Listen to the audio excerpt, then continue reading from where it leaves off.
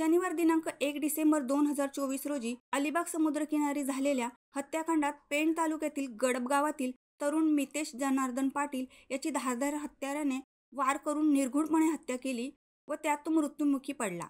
या गुन्ह्यातील आरोपींना जास्तीत जास्त कठोर शिक्षा मिळावी व त्याच्या कुटुंबियांना न्याय मिळावा आणि प्रशासनाला सदर घटनेचा निषेध नोंदविण्यासाठी श्रद्धा सबुरी मित्रमंडळ गडब वाशी यांच्या वतीने गडब येथे कॅन्डल मार्चचे आयोजन करण्यात आले होते। यावेळी साई मंदिरात उपस्थित असलेल्या नागरिकांनी मेणबत्ती पेटवून मितेशला श्रद्धांजली वाहिली। यावेळी या निर्घृण हत्येचा निषेध व्यक्त करून मितेशला न्याय मिळाला पाहिजे व आरोपींना कठोरात कठोर शिक्षा व्हायला पाहिजे, तसेच हा खटला जलद गतीने न्यायालयात चालवावा अशी मागणी करून मितेशला न्याय मिळवून देण्यासाठी सर्वतोपरी सहकार्य करणार असल्याचे उपस्थितांनी मितेशला श्रद्धांजली वाहताना सांगितले।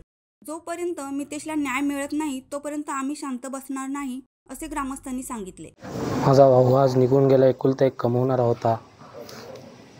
त्याची निर्घृणपणे हत्या केली आणि जो हत्या करणारे होते त्यांच्यावर अगोदरची 4-5 केसेस चालू आहेत, तरी प्रशासनाने त्यांना वारंवार सूट दिली। त्यांच्या सुटीमुळे माझा आज भाऊ गमावला।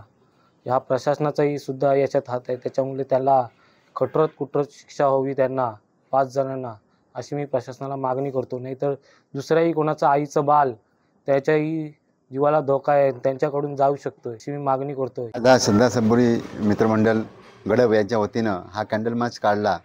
त्याच्या मितेश पाटील ही ची निर्घृणपणे हत्या केली, त्याच्या निषेधार्थ या ठिकाणी हा कॅन्डल मार्च काढलेला आहे।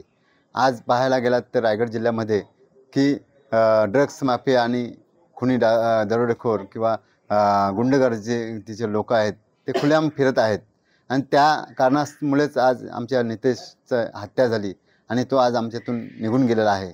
त्याला न्याय मिळावा याच्यासाठी आम्ही हा कॅन्डल मार्च काढलेला आहे आणि जोपर्यंत त्यांना न्याय मिळत नाही तोपर्यंत आम्ही असे लढे वारंवार घेत राहू। त्यासाठी आम्ही प्रशासनाद्वारे दार देखील खटकवलेला आहे, न्यायालयीन दार देखील खटकवलेला आहे।